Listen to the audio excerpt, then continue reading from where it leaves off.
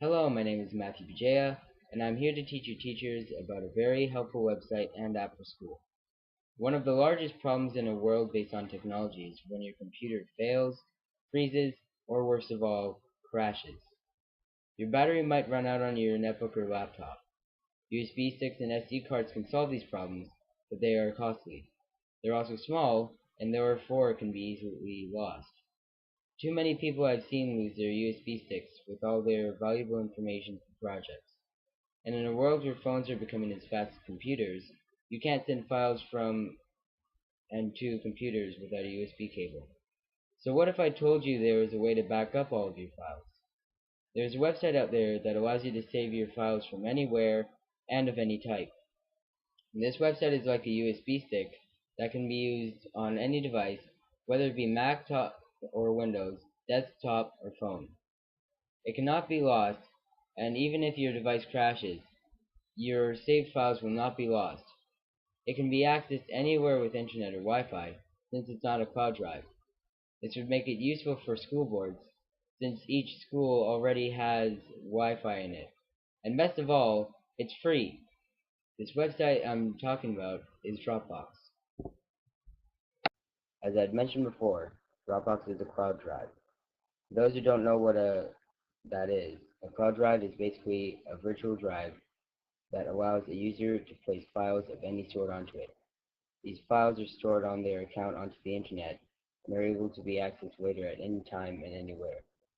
Basically, a USB stick that can be used on any device, even ones without a USB port. Most cloud drives are an app or program and are based on only one system, such as iCloud for Apple products. This limits them to only one set of products, in this case of iCloud, to the iPhone, iPad, laptop, etc. It can also be costly through the need of data plans and or the cost of owning a storage account. Therefore, a cloud drive would be useless for a school setting, especially if the students might not all have the devices needed. This is where Dropbox comes in. Unlike other famous cloud drives, this one is a website as well as an app, removing the need to download anything. Although if you want to, you can still download the software. Signing up only requires an email, and a free account will give you 2 gigabytes of storage. Data plans are not a requirement, just the access to the internet.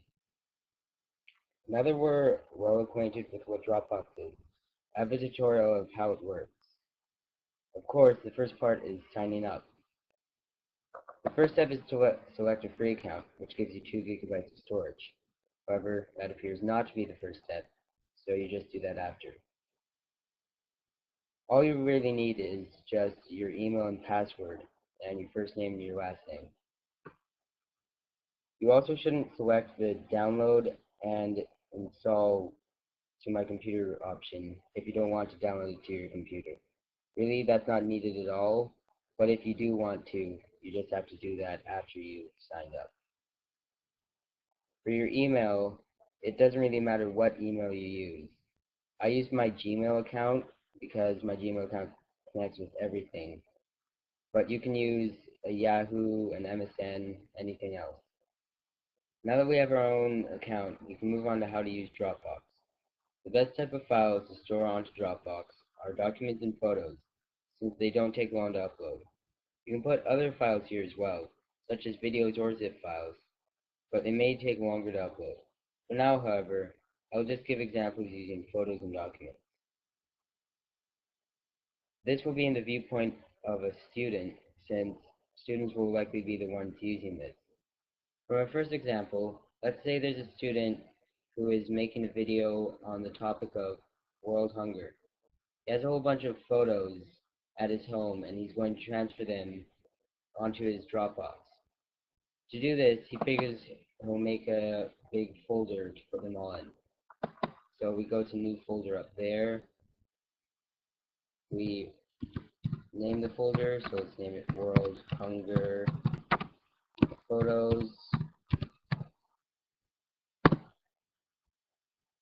There, folder created. Now he goes into the folder and selects all the photos he needs. So we'll just do that, and we drag and drop. Now while it's loading any kind of file, it will be blue like this. Eventually the color will change when it has loaded everything. And as you can see, it is almost done. See, it is now green and everything is being loaded. If I go back, you can now see that there's a folder there full of all the photos that he needs. When the student gets to school, he can simply take his file and go to download. When it pulls up the little tab at the bottom, you will want to press save. That way he can save all of his files to the computer and make it easier for himself on his video. So we press save, and it looks like it is downloading right now. And there he is. He can open the folder. It will appear in downloads. For my second example, there's a student who is doing a PowerPoint presentation on the pollution of the Great Lakes. She has finished most of it, and all that's left to do is to get her group to look over it. She has a USB drive, but unfortunately it's running out of space. So instead, she uses her Dropbox account to bring it to school, because this is possible. So she just takes that file there, and this is how you upload a singular file. Choose a file, find it wherever it is. In this case, it's over there, and press open. Open doesn't actually mean open.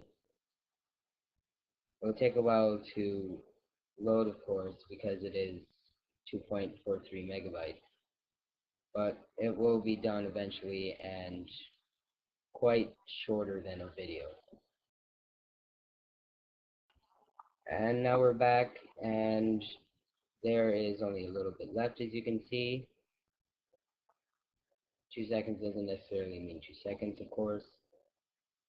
Just does a little bit of that, don't worry. And it's done. So we press the done button, and like we did before, download, save. Now we'll open the folder as we see it there, and to move it to a more accessible place, we'll move it to documents. So we drag that, and we'll drop it where we want it.